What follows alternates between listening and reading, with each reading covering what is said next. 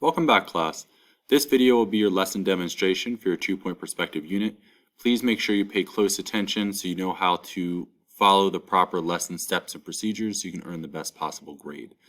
Please make sure to pause and rewind the video as needed if I move at too fast of a pace. This video will always be here for your reference throughout the course of the unit, so you can look back on it in case you get stuck with any of the steps of production. All right, so first, before we begin, I want to compare 1-point perspective to 2-point perspective. So last year in 7th grade, we completed the 1-point perspective where we looked at the side view of the building. Here, as it's entitled 1-point perspective, we only had 1 point, 1 vanishing point, but that created a perspective where we were only looking at the side of the building, where we had the front that was flat, and then we could see the side angle back into space. Now with 2-point perspective, you of course now have 2 vanishing points, 1 and 2, and we're looking at the corner view. So that's the biggest thing to highlight, is that we're now looking at the corner of the building facing the viewer, and then both sides go to different directions towards their respective vanishing points. So you can see that we start off with this center line here. You would start with this line first, make sure that's vertical. Then you would take your ruler and angle all lines going right to the right vanishing point, and then all lines going left go to the left vanishing point. So essentially, everything that goes left, everything that goes right. That should be something you can kind of keep in your head as you start building your 2-point perspective project. But that is the basic comparison, that we're looking at the corner view, and you have to make sure that each line goes towards its proper vanishing point. All right, so moving forward to the first slide, you are all going to be following this video to create your sketch. If you're watching this for the first time, you should have a piece of sketch paper, a pencil, and a ruler, and following along with me in this video. So step 1, you are going to draw your horizon line lightly. This is your horizon line. Please make sure you draw it very lightly with a pencil and a ruler, because you will be doing a lot of erasing through the course of this lesson. Again, please feel free to pause this video if I'm moving too fast.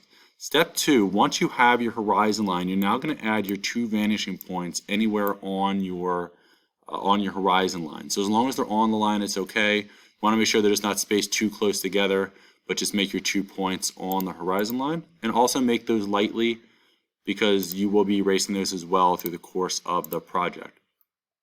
Step 3, once you have your 2 vanishing points on your horizon line, you are then going to take your ruler, which is my gray bar here in the middle of the screen. Make sure your ruler is touching the vanishing point, and draw a line coming from the vanishing point on the left side, and then a line coming from the vanishing point on the right side. And you're going to do the same thing for the second vanishing point. 1 line to the right, 1 line to the left. That will essentially create your edges, your spaces of your road. So you have your sky up here, you have your ground where your buildings will go here, and of course your city streets here and here. So just make sure you use a ruler for every step moving forward.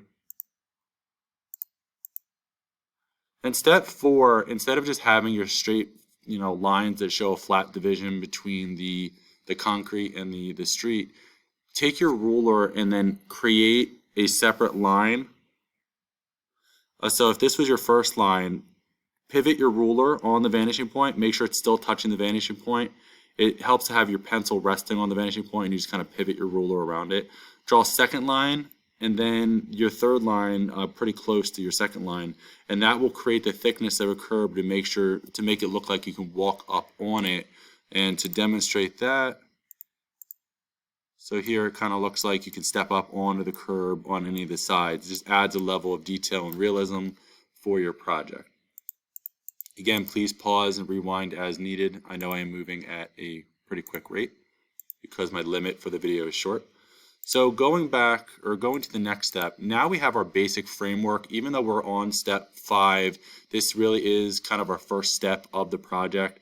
Of building a 2-point perspective building. So everything we've done up until now is just created the framework of the space that you're going to be building your buildings upon. So the very first step, or step 5 for drawing your building, is you're going to draw a vertical line from the corner. So all you do is take your ruler, make sure your ruler is perfectly straight, and draw this line going straight up. That is the first step of drawing any 2-point perspective building. You should always start with the corner. All right, and then the next step, step 6, once you have that vertical line in the middle, then you're going to angle the top and bottom of the line towards the right vanishing point. So by right, it means the correct one. I should probably fix that in the future. But you're going to take your ruler, and you would make sure your ruler is angling to the right vanishing point. Make sure it's touching both the vanishing point and the corner of your building. You see my corner is highlighted in green. Once you have that, angle your ruler again. Make sure that's touching the vanishing point in your corner. And draw your line as long as you need to. So if I wanted to, for example, make my line, now granted my ruler, let me change my ruler here. If I wanted a thin building, instead of having my line as, there we go. Instead of having my line as long as that, maybe I can make my line shorter, like this blue line right here.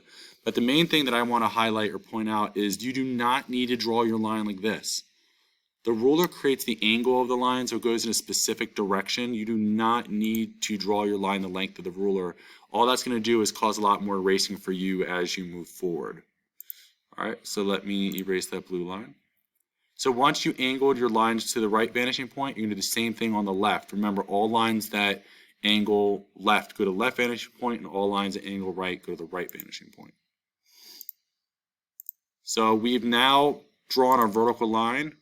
We've also connected the lines that go right to the right vanishing point and the lines that go left to the left vanishing point. And the very last step, or step 7, in regards to building the structure of your building, is to connect both sides with a vertical line. So what you're going to do is take your ruler and connect both lines with the straight line going straight up and down like that. Once you have that, all you need to do now is erase your horizon line in the middle. Let me see if I can do this here. Because as you overlap anything, you're not going to be able to see what was once behind it. Please only erase your horizon line as where your building overlaps it. So for example, right now you can see my face talking to you. Now you see me. Now you don't, because my hand was covering my face. So if something covers the horizon line, just erase it as needed. All right, so first you draw the corner of your building, then you angle your corners to their proper vanishing points, and then you connect it, and that's it. Those 3 steps are essentially the whole, the 3 steps you need to remember for the entire project. So step 8 says erase the horizon line. I didn't realize I had created that slide. But yeah, erase the horizon line that cuts through the building. So now we know our 3 steps, so you know how to proceed. So once you understand this building, the next step will be to draw more corners of buildings to fill the space of your paper. Because one of the most important things in art is to fill the entire space to make your artwork engaging to the viewer. So you can see here that more lines have been drawn to represent a few more buildings. And it doesn't take a whole lot to create an engaging artwork. So this would represent 1, 2, 3, 4, 5, 6 buildings. Please don't just draw one building and think it's enough. Please make sure you draw enough. You could have more buildings. You could technically have less, but you just want to make sure you fill the whole paper.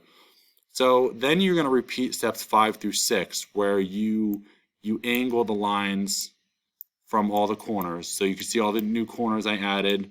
All the lines that go right go to the right vanishing point. All the lines that go left go to the left vanishing point. So you just angle all your buildings.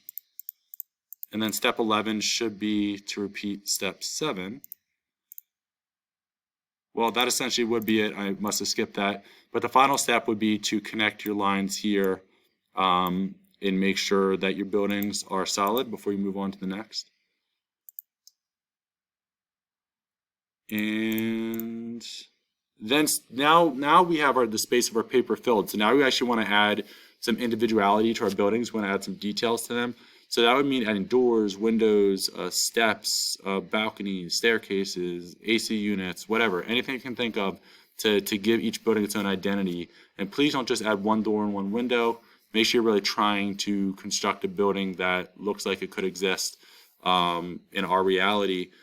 Step 11 says doors and windows. Draw vertical lines for the sides of your doors and windows. So it doesn't matter what side you're on, if you're on the right side or left side. Really, anywhere on your paper, vertical lines are just vertical lines. You don't need to follow any angles for the linear perspective. Just make your lines parallel. Once you have your line straight up and down, now you're going to take your ruler again and make sure that the angles of your windows go towards the right vanishing point. So the windows on the right go to the right vanishing point, the windows on the left go to the left vanishing point. Now also remember the angles do change. You just keep pivoting your ruler. So the lines at the top of the window start from the top left and angle to the bottom right vanishing point. And then here, if I angle my ruler, the top line of my door goes from the bottom left all the way to the top right where the vanishing point is. So make sure you're always pivoting that ruler. Make sure the ruler is always touching the vanishing point. If your ruler always touches the vanishing point, you cannot go wrong in this assignment. It's just a matter of kind of paying attention, taking the necessary steps, and not trying to cut any corners. And then lastly, once you've added doors and windows, see how far you can take it. The final project needs to be in full color using color pencils.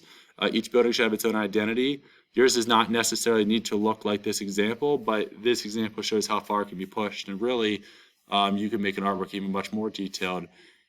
So as far as today's daily progress, you are just building a sketch that looks similar to this example right here. So I just want to see that you understand how to construct your buildings in two-point perspective, as well as the interior details. Once you have that sketch complete, just submit it to today's student progress so that you show me that you have watched this video, you've practiced the steps of the assignment, so that next class you will understand how to begin your final project for this assignment.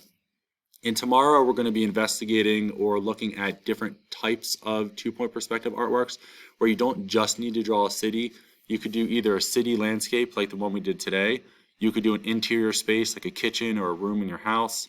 And then lastly, you could just do a single building as long as it has enough details that follow the objectives of the lesson. You could do a single building if you wanted to, more like out in the country landscape type picture. So that's what we're going to look at tomorrow, and I'll explain how to create any of those other two examples if you want to choose those instead. All right, so please submit your sketch for today's student progress, and if you haven't started yet, you can always pause this video and rewind it and just follow through the steps.